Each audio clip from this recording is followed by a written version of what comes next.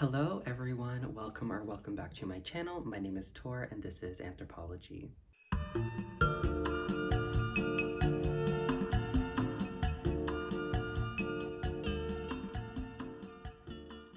Alright, welcome to another video. Welcome if it's your first time. On this channel we talk about everything fashion related, both men's and women's fashion, so handbags, ready to wear, things happening within the industry, what you should buy, what you shouldn't buy, and also mindful consumption. So if you're interested, definitely like this video, comment your thoughts on the bag, on the channel, subscribe. I love to engage in the comments, so I hope to see you all down there. In today's video, I'm doing a more in-depth video review of my Miu Miu Matelasse Napa leather shoulder bag. So I did an unboxing of this a few weeks ago. I picked this up originally in January, sort of as a birthday gift slash congratulations on getting a new job. So this was a me-to-me type gift. I had wanted something from Miu Miu for a long time.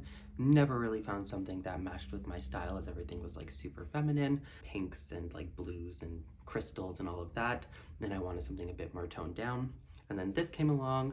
I saw it on WeChat, had to have it, went into the store, picked it up. So this bag is a new release. Miu Miu has not sort of made this style before. It is a seasonal style. I believe it's quite trendy, you know, this short sort of baguette style bags, long, small.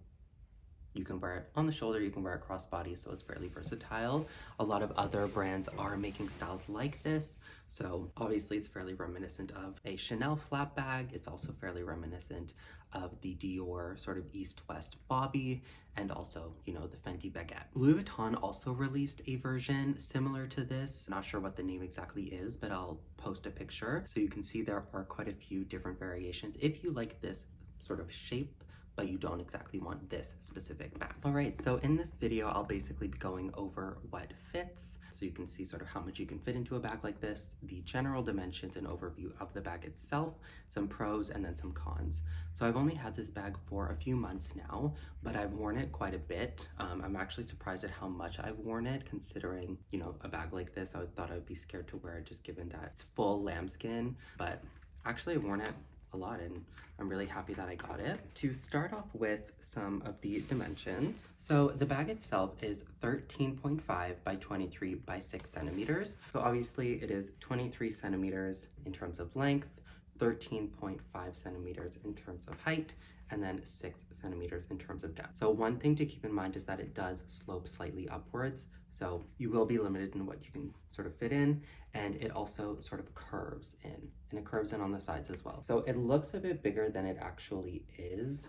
You can't fit as much in there as I initially thought because of all of the curving, sort of the curvatures. In terms of the strap length, so there are 4 different pegs. You can probably add some more as well if you bring it to wherever they can sort of hole punch, but there's 4 lengths that they already put in, and the strap length is quite long. So it's 50 centimeters if you want to wear it sort of on your shoulder at its shortest, and then at its longest it is 105 centimeters. So I'll put everything in inches as well. Basically, there's a lot of different ways you can wear it. You can also fully remove this strap and wear it as a clutch. So there are quite a few different variations of this bag that they've come out with, and they've come out with it in sort of 2 styles. So there is this one, they come out with it in the black, in a white, and in a sunshine yellow. They also came out with it in the Madras goatskin, so there's no matelasse, no border, it's just pure goatskin. That one's a little bit more understated if that's what you're looking for. I really wanted the Matelasse sort of quilting, which is very reminiscent of Miu Miu. It's sort of what they're known for. And so that's why I picked up this one. They also come out with a sort of smaller, more boxy version. That one I believe is only in the Madras goatskin, so they don't come out with it like this. That one's taller and this one's a little bit longer. So in terms of pricing, when I first looked at this bag, it was around 31.50 Canadian, and then when I went to get it, which was a few weeks later, they bumped it up to 33.50. After tax in Vancouver, I ended up paying around 37.50. But on Farfetch, which is the only place I could find that actually lists this bag e-commerce, is listing for 4,000 what is it, 4,083 Canadian dollars. So it's quite expensive for a bag. And then when converting it to USD on their US website, it retails for 2,800 USD. I'm not sure if that's an exact conversion, but it is quite expensive. Miu Miu historically doesn't hold its value, so this is not a investment bag per se. You will not get remotely what you paid for it back, but it is just something to keep in mind that this bag is quite expensive. I don't foresee this bag going on sale. I know Miu Miu does hold seasonal sales. This one is fairly classic. It's reminiscent of their confidential line, so I don't see them putting it on sale. But yeah, that's to keep in mind, it is quite expensive. So in terms of the bag itself, this is a close-up view of the bag. You can see the strap here. It has the famous Miu Miu confidential, I guess, closure, which you just go like that. I wish they gave you a key to lock it, but I didn't get a key. I don't know if some people did get keys. I didn't. But that's just what it looks like on the front. You can see the border and the beautiful puffy stitching. That's it on the side. You can definitely see the turn inwards. There's actually like quite a bit, about like a full inch or two. And you can also see the curve on the bottom. So the back part, it's all one piece from the back through to the flap, which is really gorgeous. You can see there's a little bit of wrinkling that happens when you open it, but in terms of the construction, it's beautifully constructed. And then it has these big gold brass, I think, sort of handle holders. And then this is the other side. In terms of the front, it is lined with leather, which is very luxurious. And then the inside part sort of swoops down. This is what it looks like on the inside. It has one pocket, it's lined in satin, and then, I'm not sure if you can see, but the Miu Miu part is actually raised. It's a metal plaque. So in terms of what fits, you kind of have to play Tetris. So I have my little pouch here. Has my hand sanitizer, my keys,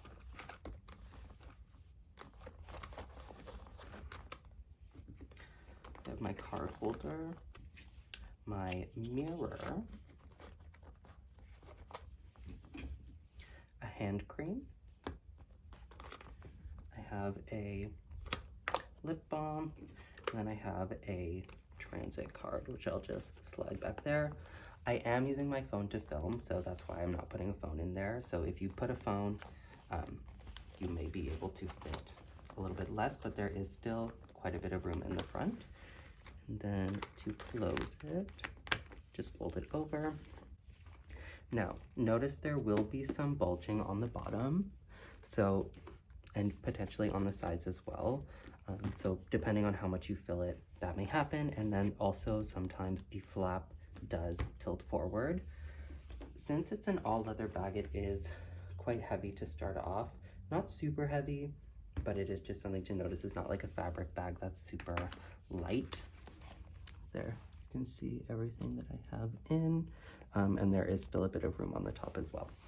Now to get into some pros. So a pro for me of this bag is that it's very versatile.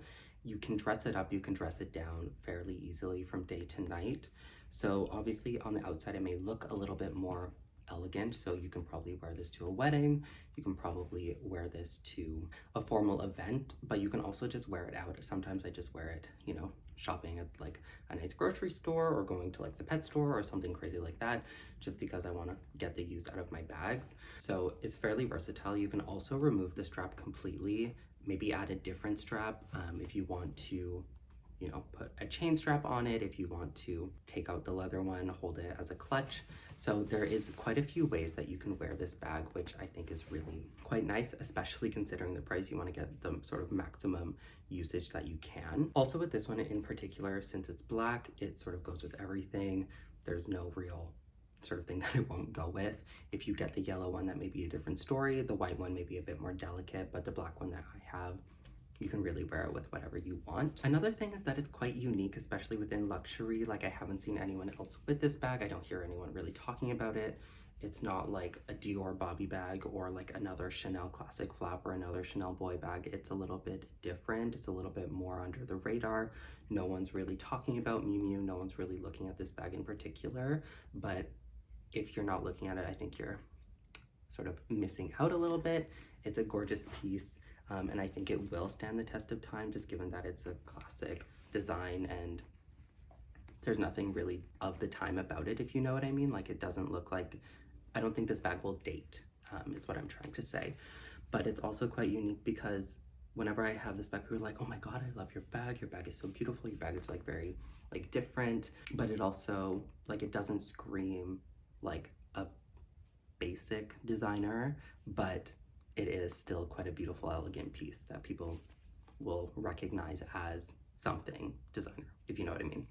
Another thing is that it's very luxurious. So this bag is full lambskin. I've never owned a lambskin bag before. The only other lambskin piece that I have is the inside of my Celine trapeze, but this one is full lambskin on the outside, and the leather is buttery soft and so puffy. Like, you can tell that they put a lot of effort into the construction of this piece, and it's just so beautiful. I love the quilting aspects to it. Like, it's very expensive, and I love the flap detail. I love the not turn lock, I love the mechanism to open it. Yeah, they definitely did think of a lot of things. And there's fairly minimal branding, which I quite like. I'm not big on the logos. I'm not big on like a bag screaming at me that it is something expensive. I just want it to be subtle about it. I want it to be like subtle luxury, whispers of luxury, if you know what I mean. I think this bag definitely accomplishes that. To get into some cons. So one, obviously this bag is super expensive.